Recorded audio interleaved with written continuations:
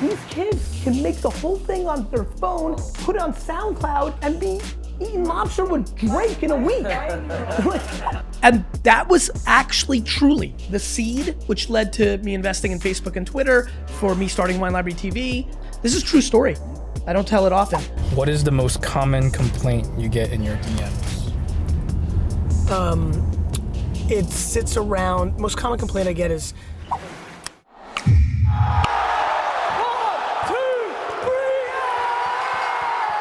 3, this is Monday Night Raw and WeeklyVee 9. If you do not love losing, you lost.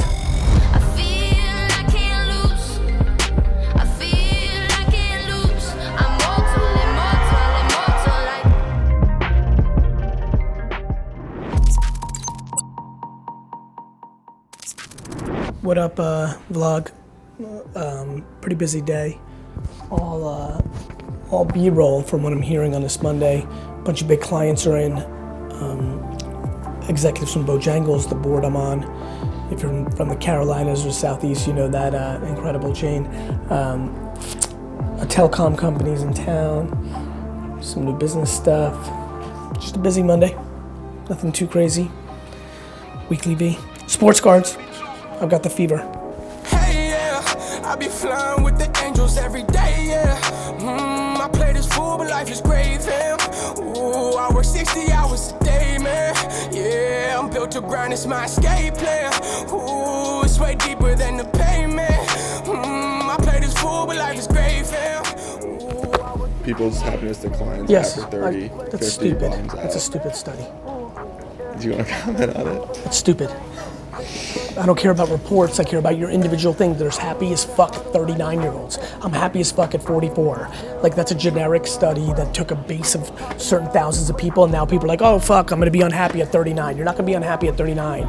You can be happy or unhappy at 1 and at 100. It's fucking mindset. Do you have self-esteem? Do you actually have self-esteem? Are you actually in a mindset where you can deal with other people's judgment? Fuck this report. Focus on yourself. You think it's popping now, just wait for what's on the way. Yeah, we got some moves we tryna make. Made like 100,000 decisions yesterday. While the message make millions of incisions every day.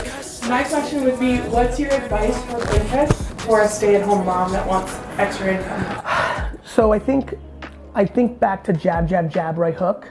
I think when somebody wants extra income, they go for the sale too quick.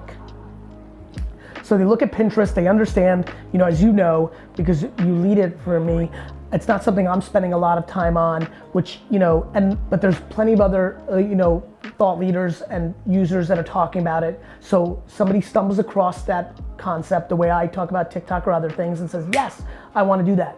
And the problem is, because they want extra side hustle money, like to save up for their Disneyland trip, which is so amazing, the problem is they don't have the discipline to build an actual community to go in for the close, right? So you could get lucky and have a single pin that goes viral, that goes to your Shopify page and sells your thing.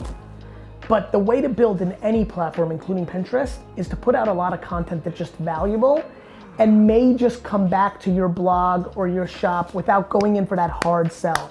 In essence, romance. It's the odds of like rolling up on somebody being like, you wanna go into my hotel room at the bar? Low. Romance for a couple months works. And so it's about putting out content that brings value. Whether that comes in video form, whether that's infographics, it leads to self-awareness. How do you actually make good content? Are you a good photographer? Can you draw? Can you make a video? Because it all plays on Pinterest. And that works on Pinterest and it works everywhere else. Self-awareness of how to create, patience, romance to create a community, which then allows you to go in for the ask after you've built up the equity.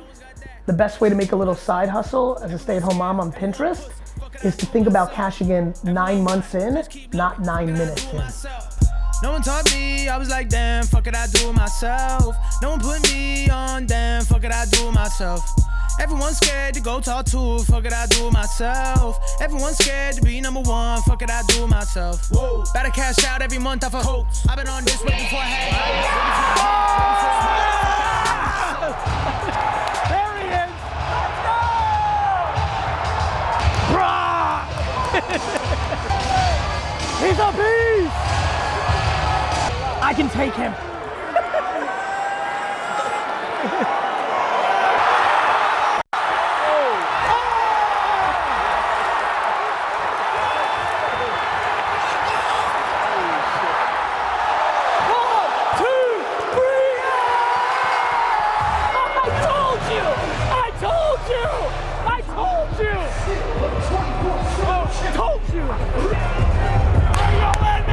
I was with you the whole time!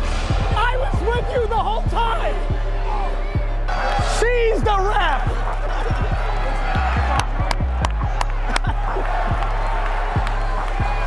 And her iPhone is charged! Diamonds on me, yeah, they want to. So that little bitch go and get your mama, get your friends. For the night, over with my dick gon' be her hand. For the night, over with, I'ma count up 100. All right, big day today, Monday. Did a ton of meetings. Most of it was B-rolled. Bought a ton of fucking sports cards. And then went to Barclays Center for a little WWE. Big shout out to Hunter Hurst. Appreciate the hospitality. And going at it tomorrow.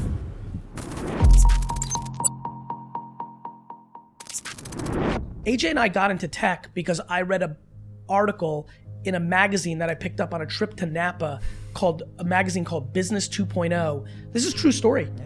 I don't tell it often. I literally pick up I'm at the airport. I'm in the wine business. Reading magazines doesn't scream tech. Yeah, this was 2000. Yeah. When were you a freshman in college? This is 05, 06. Yep. It was 05. I'm in Napa. We're in the tech business because let me rephrase. I'm innovating in the wine business because I have a website and I do email and I'm buying Google AdWords. Yeah. People have heard that before. But I pick up a magazine because my flight was delayed and literally read this Business 2.0, and it was about domain names. Like fish.com is $48 million. I'm like, what? And it was less about that hyperbole, like sports cards. It was more about like there was something that just clicked in my chemicals. And when I landed, I called AJ. I called AJ at a Friday night or Friday night. He was at his like first college party or second. It was definitely first month. No, I think it was the first one. And I'm like, bro, and I'm like, you need to leave the party. He's like, all right, I'm gonna go outside. Middle it's of like, doing a cake stand. Yeah, like whatever he's up to. Not quite, but yeah. Plotting. And so like literally I'm like, I'm gonna change your life. This is literally what the opening line was. I'm like, I think I see something. It's like my third day in college. And he's like, all right, bro, I'm gonna talk to you tomorrow. Actually to his credit, we like a 15-minute call. Way longer. Yeah, I don't was recall. outside of a frat house for like an hour and a half. Is that true? Yeah. Amazing. Like So like you we had a you real, all right? and that was actually truly the seed, which led to me investing in Facebook and Twitter, for me starting Wine Library TV. AJ started Jets TV. AJ's the first vlogger in the family. He started Jets TV a couple months before Wine Library TV in his dorm room. Yep. Like it was the seed. And I almost, even in telling you this story, feel like we're gonna be at the Combine or at the Senior Bowl or at the draft, or it's gonna be a Tuesday afternoon. And like, I feel like we're one conversation away from innovating in the sports business arena in a way that transcends it. I believe that to be true. We just need 1 second. Analogy. We just need one. Everybody we're competing with needs to be perfect for 12 rounds. We literally need one conversation to win in business. Right now, we're trying to impact young men's life for a legacy, and AJ's striving for happiness, and I'm I'm creating macro air cover for whatever the fuck we want to do forever. Don't forget the rest of me. She always takes the best of me and says she wants the best for me. It's just another tragedy of love. Yo, what's up guys? Jason. We are at Hunt and Fish Club with Alex, my buddy Crispy. He's not paying attention. We're waiting for Gary. He's finishing up a meeting, and then we're gonna hopefully film the intro to WeeklyVee 8. That's about it. We're waiting on Gary. Let's go. How you been feeling about the vlog? We haven't really talked about it. Good. I think it's like, I don't know, I'm really heavy on like the Twitter feedback, where I wasn't on Garyvee. I mean, people are really loving it. Yeah, and a lot of people, it doesn't show in the analytics as much, but like a lot of people are watching the TVs too. Like people are really treating it as a show. I think that's right. I think that's right. I'm really happy with it. Yeah. It's been fun. Are you enjoying it? I am. Like, it was kind of like... Are we experimenting enough? I'm trying to do more. I want to do like, Yeah. I want to do more. Like, I want to do an episode where like, where God narrates the whole thing, and then like, it's like, the vlog where you're doing your thing, but like I'll watch 2 or 3 of the last ones this weekend, but I definitely think we need to experiment a lot more. Like I feel like that's a strength of mine that I need to always push everyone for, so I'll try to get a read on it. What's up, bro? What's up, man? Good, man. How are you? Good, man. Let's go, bro. How are you? Not bad. Good, man. Thank you. What's up, bro? Thanks for the love. Yeah, of course. I appreciate it, man. Thanks for saying what's up. How are you, man? Good, really good. How are you? Hey, bro. How are you? I'm good to see you. Thank you for the love, guys. Yeah, just text me. I literally just wrote that fucking text. All right, photo? Yeah. Who's taking it? Thank you so much, man. Keep doing. Thank you for what you do for us. I appreciate that. Thank you, guys. Thank you. Keep motivating us, man. Thank you, bro. Awesome. Nice to meet you. Hey, Cap. Gary. Real pleasure, brother. Thank you. Okay, what do you need? I want to do like a one-liner, like a 2 sentences on like how to block out judgment. I can get you on the side of the road right here. Yeah. Do you wanna go there and I'll walk towards you? That'd be dope. Yeah, go. I'll give you. Just like blocking out the noise in the chaos of Times Square, you need to block out the noise of the judgment. Your mother, your father, the cynicism. Block it out. You can't hear it. Do you understand? You can't fucking hear it. Y'all be on some hard shit. I just do my own shit. Focus on the money nowadays. On some raw shit. Private flight, I just got flown in. I like you posted something a couple weeks ago. It said something about, I don't remember the exact quote, like your Instagram isn't your portfolio. Oh, the art gallery, like the way I did that? Yeah, that's what it was. I have all these people like, nah, Gary, I can't post that because it's gonna fuck up. Like, nobody gives a fuck about your fucking art. Like, nobody, they look in the feed. I'm not going to your account and be like, oh, it's aesthetically pleasing, you're fresh. Yeah. You know why? Everybody's fucking worried about them. I'm worried about putting out shit that helps. Every post, why I win is, I sit there and I'm like, why would this be good for you? Not, why does this make me look good? Every single post that I see, 99% of it comes from one filter. How is this gonna make me look good? I'm with this cool person.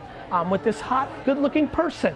I've got this new thing. I'm on this fancy thing. I'm at Coachella, Rolling Loud, courtside. How does this make me look good? Yeah. The fuck values that bring in any of us? And I'm starting to see resentment start to build. Just like the popular kids in your high school, freshman year, you want to be fucking friends with them. By senior year, you're like, fuck those people. That's what's happening on Instagram. Those popular people on Instagram better be real careful. They're about 30 seconds away from the thing turning on them. That's great that you're taking another fucking selfie with a celebrity. I'm real happy for you that you're dating another model. It's really cool that your boyfriend bought you a new car. Great private jet, dick. Great Balenciaga. Congrats, fuckface. The resentment's building. Right? What are you doing? Like, you imagine making a video where you're like, hey, if you're a kid watching this, let me tell you what my uncle taught me in 4th grade. So when I where's that? Bro, the #1 person in the NBA that goes up my list is the guy who takes a photo, makes a video tomorrow on Instagram showing him trying to make a fucking thing that we all do, crumpled up paper, and missing it, and being like, fuck. And just like, real. Like, that thing will go bananas. You know how many of my friends, like, I have rich friends, powerful friends. Outside of like the cool Garyvee, there's Gary Vaynerchuk who rolls with real shit. And when they see me like posting like sports cards, or like going garage sailing, they're like, what the fuck are you doing? And I'm like, what I want, dick. You worry about yourself. That's my answer. I'm helping people.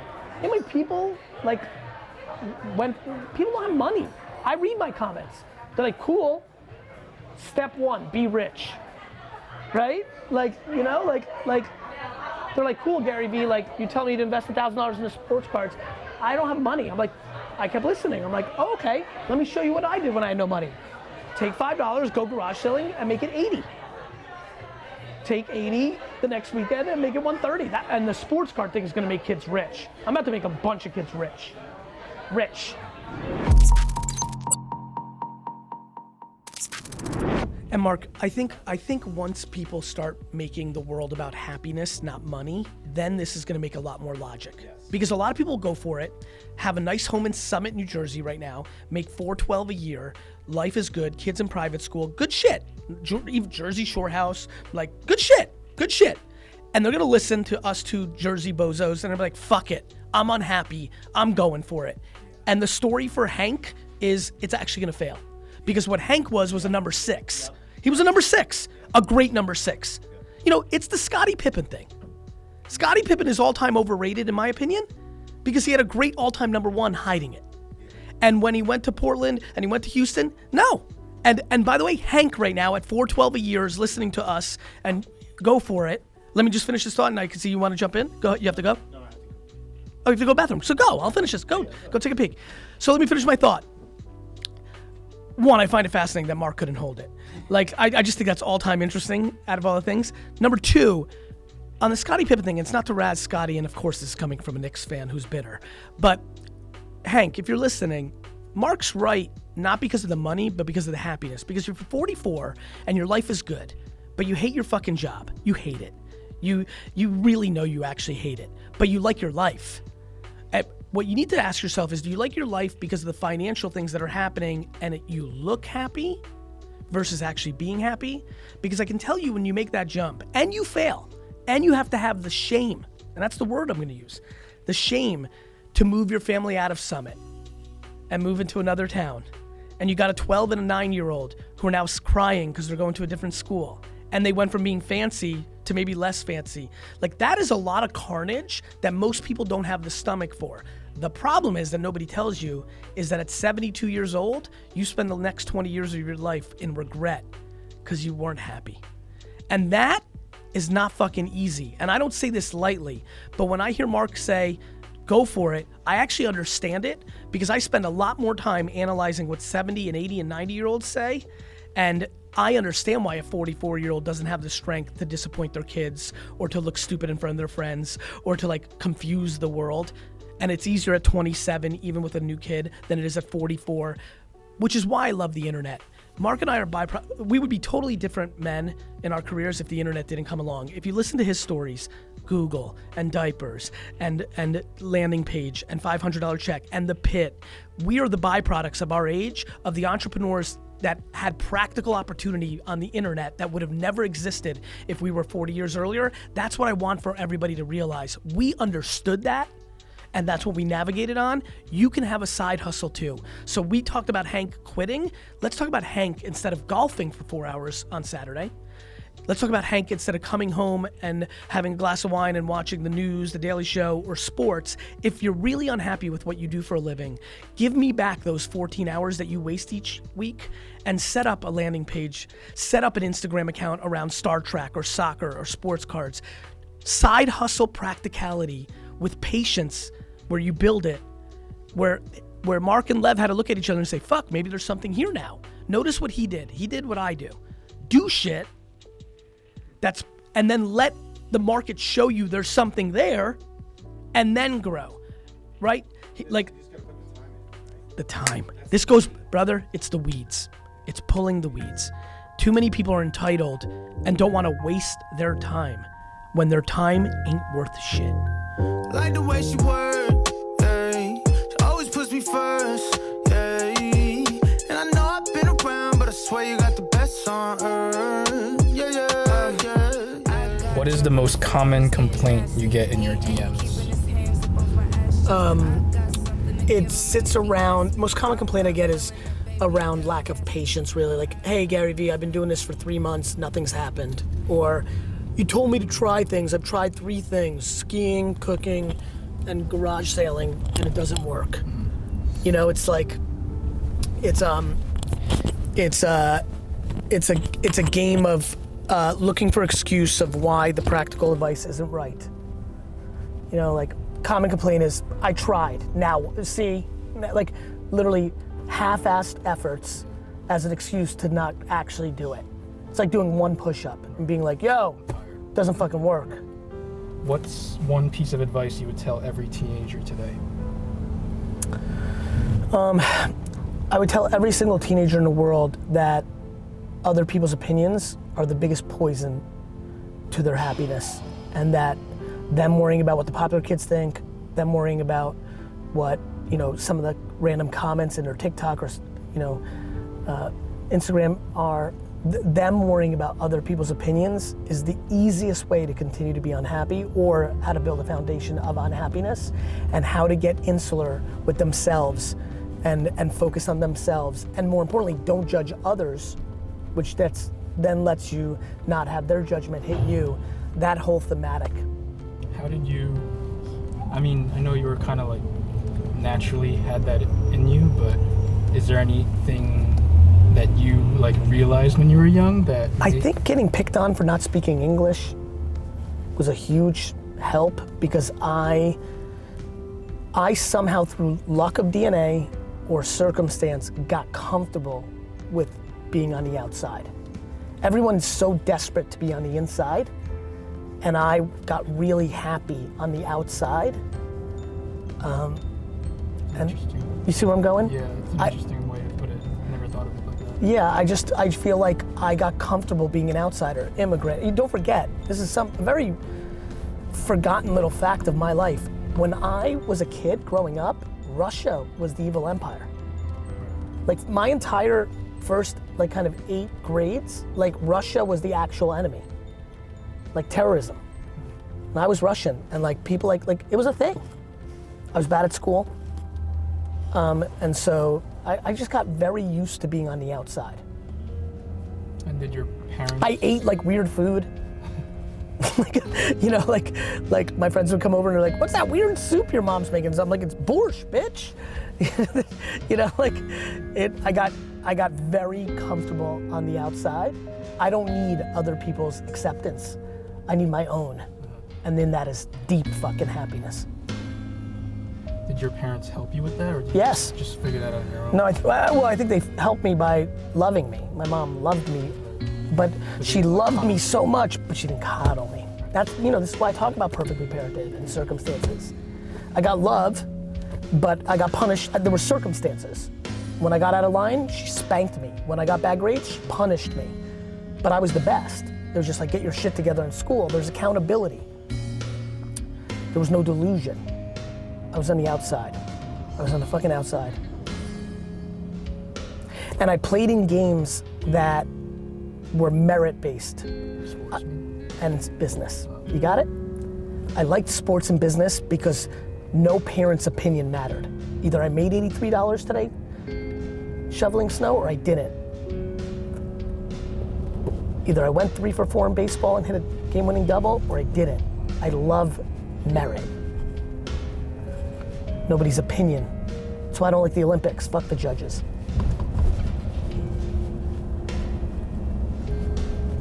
Cool, right? Yeah. That's why I've always had a weird relationship with boxing. I love it. Because it's the ultimate merit. Mano a mano. Nowhere to fucking hide. But if one guy doesn't knock the other guy out, it goes to the judges. Right. That's You what I know? was about to Yeah. ask you. It's a When real that happens, like, how do you feel about it? frustrated. Frustrated. But that's real life too. Life is about judges. People do get fired because their boss is bad at the judgment. Right? Like, so there's acceptance. I'm not crippled by humans, you know, mistakes and issues and shortcomings and hypocrisies. I'm not crippled by it. I recognize it. I'm not in love with it. But I'm not in this kind of like, we're fucked. You know? Too much optimism overlaid. I'm like, if you're fucked, don't be a boxer. Like, to me, no matter what anybody says, there's a counter of like, do something about it. But America is, move. Costa Rica's nice. People want the excuse. People are addicted to excuses. I lived in a family that demonized complaining.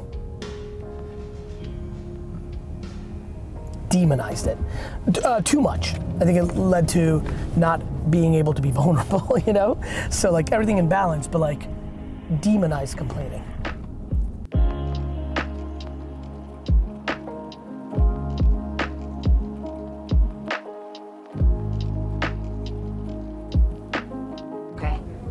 to do makeup. I do it because I'm good at it, but it's not something that I see myself pursuing it. Understood. What I want to do is I want to be an actress. I know it's going to happen for sure. Okay. I just don't know how to get my foot in the door. And the people that Where do you live? Long Island. Would you move to California? If that's what it takes, I'll do it. That's what it takes. And then what? Then there's more things that it will take. Like, I don't know but who to speak to. Well, it's really funny. Like, do you know how many people want to be a beauty influencer with 252,000 followers on Instagram? Know. Do you? Yeah. Okay. What did you do?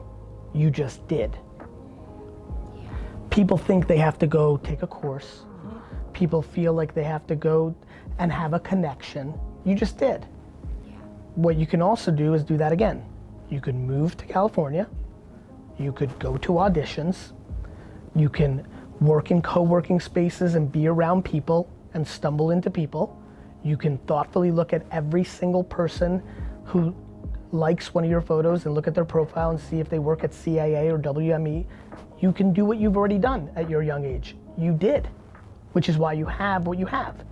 But because you put being an actress on a mental pedestal, you don't see it the same way you do makeup artistry. Yeah.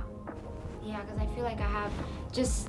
You understand? I mean, it's How brilliant is It's that? like- Are you like my God? like my guy. You're like this Yeah. guy is like, I'm so thankful I that said I'm. answers to everything. It's insane. I definitely don't. Very, Yes, I said it without all that passion. Yeah, exactly. I believe you. I will literally Yes. stand by and wait for that. Yes, I Good. will. I will. I'm moving. I can move tomorrow. So I can move tomorrow. Tonight. Let's go. So wait. You should leave here right now and move. Hold on. Okay. I took notes in my head before you leave. I have a 9-to-5 job as Okay. a receptionist that I'm dying to leave Well, from. good. You're moving to LA anyway. How do I make money? Easily. Besides buying sports cards and trading them, I think good news, there's a lot of receptionist jobs in LA. But I don't want to be a receptionist. No shit, but you have to move. You don't want to be a makeup influencer, you are. You don't want to be a receptionist, you want to be an actress. You go and move to LA and be a receptionist. Keep hustling your makeup artistry because you might be able to get some more funds to make it sustainable so that you're not at risk to go take those auditions and those networking, because the receptionist job may get you fired when you go to lunch at 1 o'clock, but what you're really doing is an audition. And if you keep growing your beauty business and start DMing beauty brands, you might make enough brand deals to allow you to do that full time instead of receptionist until you get the actress job. Okay. I make money off of Instagram, but it's not consistent money. So go harder. How many beauty brands do you DM every night? Yeah. Yeah. Okay. Got it? Okay. Wait. Can I take a picture with you? Yes. Please.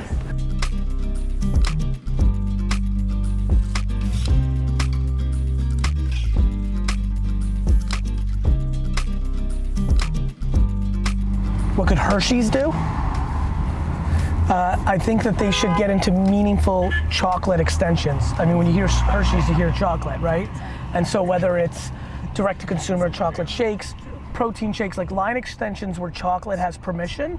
I also would probably create a super premium chocolate bar, like a $25 Hershey's bar that elevates the brand, which then makes kind of their core product seem like a good deal. So that's what I would do with Hershey's. Levi's, I think, really needs to think about a couple things. So, like, what's funny about there is talk about an iconic brand that with denim. What I think Levi's should consider is, like, really, Levi's feels like the brand that can really win the first, kind of smart pants game. When your pants kind of tell you need to lose weight because your waist is connected to your phone. I think the smartification of jeans is going to be a real business, and I think it's Levi's for the taking. I think Supreme needs to be careful. I think Supreme's extending its brand. So it's funny, Hershey's, I want them to extend it. Supreme, I want them to be thoughtful about where they extend it, right? They're doing a ton of JVs with other brands, and eventually it becomes a saturation play. So they're a big business, so I have a lot of empathy for that, but I would tighten that brand up and be thoughtful about where it's extending, because when you think about brands like Playboy, it extended its brand to everything and eventually didn't mean anything. And so I think Supreme needs to be very thoughtful, especially because it's cool, to not overextend their brand to places that are not cool that eventually makes them not cool. Well, it's less about whether they should stick to, it's just that no matter how much a brand that's dorky pays them, they should not do JVs with them. And that's a good one, Medium. So I should disclose that I was an early investor in Medium. Mark. Legal likes that. Mom sitting next to Mark. You know, it's funny. They've gone, you know, pay for content, which I'm a buyer of. I've been clicking. I have found myself in the last 12 months clicking articles that I find on social and then want to read them, and they're behind paywalls, and I haven't paid yet. But last week there was an article I really wanted to read, and I was close. And I thought that was an interesting chemical feeling, that I was close to signing up for something that I probably would never use again, which meant that I was happy paying $108 to read that article because it was $9 a month, and I knew that I would never use it and forget about it forever, and pay $108 a year just to read this one sports article. And so I think Medium has that potential for sure, and I think original creative content, think of Medium like Sirius. If they can get some original writers that only live in that environment, their subscription product can get really good, and so that's what I think. Twitter story testing, I love that. I think every platform should be in the stories business. Ephemeral content works. That's why it worked on Instagram, that's why it's working on YouTube, that's why it's working on Spotify, and if you're telling me right now that Twitter's testing a stories product, that excites the shit out of me. Everybody should be using stories across all these platforms, and LinkedIn, it's just contextual to the audience, like business centric, or you know my take on LinkedIn, it's starting to become more Facebook. Stories is a function that humans have told us we like. We like that style of distribution. Give me something snackable that disappears, I like that. Oh, by the way, television and newspapers and radio were in stories format. Only the internet sits there forever. like everything else that we were consuming in traditional media was built on ephemeral content. The news played and then went away. Didn't stick there forever. So, you know, you would watch a TV show, and then later VHS came, and later DVR came. So this is a human behavior. We're super okay with consuming content that goes away. Just let me consume it in a non-frictionless environment, and in a frictionless environment, excuse me. And that's why I think stories as a function is going to become a very meaningful genre, and it already is, and it doesn't surprise me that every platform is building out their quote-unquote stories capability. All right, going into a MicMac meeting. Pop that up right there. MicMac, I'm on the board of, and head of the company, so we're not filming the board meeting, so that means see you later, Dustin. But, operational, that's how we do it.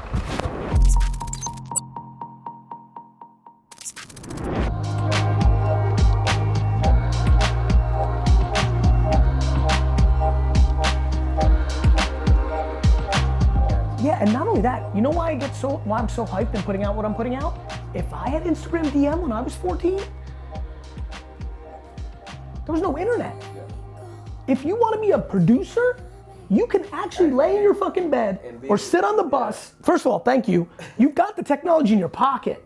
Not like you have to save up money to get into the studio or buy some janky ass shit, right? Literally what I do all day is I'm on my phone Right. creating content. That's number one, yes. That just gave me goosebumps. That's how true it is. Yeah. I went to a school that was 80% African American and like low income. It was a hood school, and everybody wanted to be a rapper. And like I watched my friends have to sell fucking nickel bags or hustle or fucking steal just to get into the studio one time for an hour.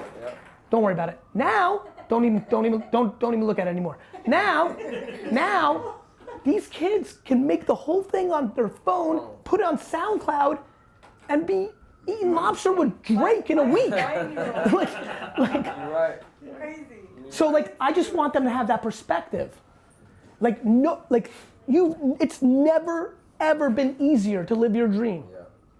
You want to work in Hollywood? You can lay down on your bed at night. You can be on the bus or the subway doing it. You can DM every single person, and 1 out of 813 of them replies and says, "I love your spirit. Come and be an intern." There it is.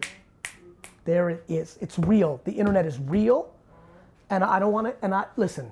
Do I believe the system's rigged? Yes. Do I believe there's suppression? Yes. Do I believe in circumstance? But my big thing, I told this kid long ago, and I use it a lot. I'm like, look, this kid's situation was rugged. Like, mom, dad fucked up, bad. And I remember it was like a tough one. It was like in real life, not on the internet. Before even all this Garyvee shit, I was like, listen, fam, listen, please listen. I'm like, if one person in the world ever came out of your situation, then you can too. And he rattled off 6 people that came from his spot and his situation.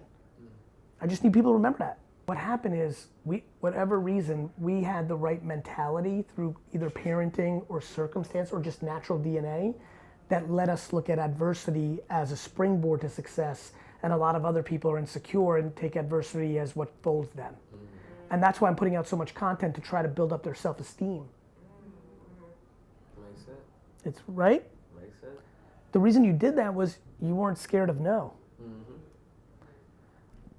The people that are fancy, they're like, Garyvee, but my time is worth something. I'm like, you know who values their time the most? The people that are doing the least. I have all these people like saying, Garyvee, some bullshit, I value my time, I should get paid what I deserve. I'm like, I do so much free shit, always, forever. And by the way, Sam, my time's worth more than yours. People acting like their time's, how's your time worth something when nobody's paying you for it? I ain't doing that video for free, they should pay me. I'm like, well, why aren't they? The market told you they don't want you. Right? Like, I'm like, there's 74 million other video makers. Sorry. Right? I was saying that just the other day. I was giving out beats for free just to get, just to get going. Of course, and now some 20-year-old thinks you gotta pay, You gotta like, pay him a whole lot of money. for what? Nobody who's ever heard of you. Yeah. Is your beat fresh? Yeah. And even if it's not, beats is an arbitrage of fame. Yeah. People pay for somebody, because they're gonna say, oh, it's produced by him. Oh, Yeah, you got a name on it. why is, you're asking for a favor. Yeah. Every producer, the producer and, the DJ and the MC thing switched. Yeah. Like a lot of these kids aren't historians of hip hop. The MC was the supporter of the DJ. Yeah. It flipped. So I don't know what audacious table you're standing on, but if you get fucking the baby to use your beat, he's doing you a fucking favor. I'd pay the baby. Yeah. You gotta pay him to do it. If I was a producer, I'd pay Meg Thee Stallion. I'd pay the baby. And hope they think it was fucking hot. I'd be DMing them with like, here's me, and what's your PayPal?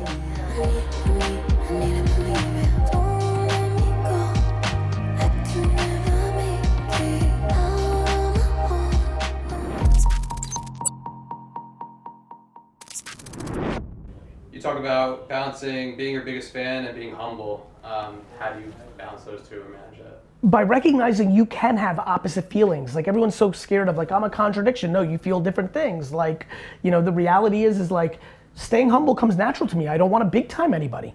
Like no matter how much I accomplish, it's not interesting to me to impose my success on somebody in our human interactions, right? That doesn't mean that that's a contradiction. Ironically, me saying you can have a contradiction. I think you think it's a contradiction of having wild conviction and confidence and being humble. I don't. I see them in a layered way. I understand why people think, even I set it up as a contradiction. It's just not. Like, they're two easy feelings to balance. I live it. I know it's true. I have the most fucking confidence that I can win, and I also have no interest of imposing my abilities on you.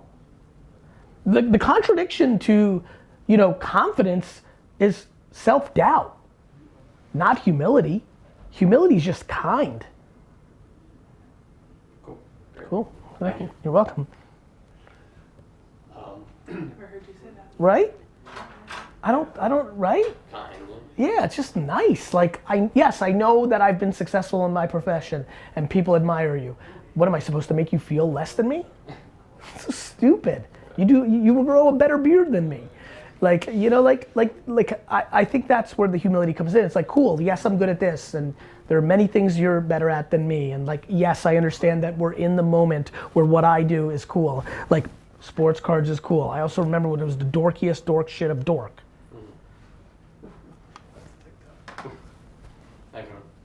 Thank you. So G, I found this quote when you were with Chris Bosch. Okay. You said, I believe 95% of the shit I do is based on what I learned in the trenches of sports card shows. Wow. So. What are those things? Well, can you talk to like the opportunity in sports cards is also you learning to be an entrepreneur. Yeah, and it's not just sports cards, it's also sneaker flipping. It's why I think all these sneaker flippers are about to come and dominate sports cards. Like, I'm actually gonna take a photo of this. Like, I think it's the same game. This is me making content. Like, this is the same game. This and this, same game. This and this, like, this and this, it's the same game. So like, I just think it's the same game. Like, it's called supply and demand. It's called having courage to say no when a grown-up offers you less money than you want for a card. When I was 14 and some old man comes to my table and says, how much you want for that Bo Jackson? I'm like, 8. And they're like, I'll give you 5. I'm like, no, 8. 5. 8. Learning that versus the friends that I did shows with when the guy said, I'll give you 5. And they're like, well, I'll take it for 4. Like, that's learning. That, figuring out that this Donruss set that was in Canada, some kid walks around a show in 1992 and has Burger King Donruss baseball packs. And he's like, would you buy this? Would you buy this? And everyone's laughing at him. I could hear it because I'm watching, right? That's what I do. And I'm like, who's that kid and what's he selling and what is that? And he gets to me, he's like, hey, you want these Burger King Donruss cards? Like from Canada? And I'm like, I'll take them all. Took a huge risk, bought them all, priced them super expensive. Everyone's like, what the fuck? I'm like, these are rare. Because they were. This is pre-internet. There's no fucking Canadian Burger King fucking cards made from Donruss. Next thing you know, other dealers are buying off me. They were like the hit of the whole show. I learned that when there's a scarcity of something, if you can build awareness of it, and if you believe that to be true, not like you're a scam artist. So I learned a ton. How to negotiate with grown-ups, how to see market dynamics, how to price, how to set up my table. Why do I put the Luka? If it's Luka's the hottest right now, I realized that if I put Luka in the top left corner because the Luka and Lamar are the hottest cards I have, that would work because that's how people read pages. They start at the top left. And so it made people stop at my table. So I was watching, over time, I watched humans and realized I was stopping more people at my table than other tables because I was putting the hottest cards in the top left corner because that's how people read pages. I learned. Why do you think my content does well? Because I knew where to put the Lukas. That's it. You got it. Get an outro. Yeah. So I think this was really cool, Daniel. I think you should end the entire episode with what just happened here in the last 20 minutes. There's so much that just happened. Good week. They all are.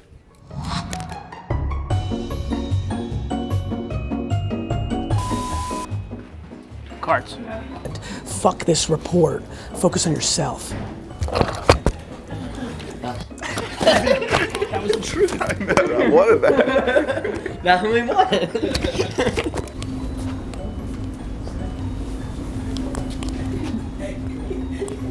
Yep. Yep. Yep. Yep. Yep. Yep. Yep. Yep. Love. Yep. Yep. Yep. Yep. Yep. Hey guys, it's Gary. This is Mark's first TikTok. What is the most iconic thing you're gonna say now that we look back in 13 years and look back and say, wow? Jets, Jets. My man. That was perfect. Total pandering.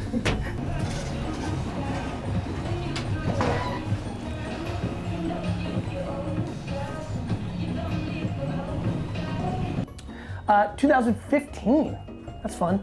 By the way, my eyes are going. This is a crazy, sad news, Wine Club. I think I'm literally like 18 months away from like glasses, which is nuts because I had laser vision. It sucks. I'm pissed, sorry. Okay. Yo, I got it. Hey. That's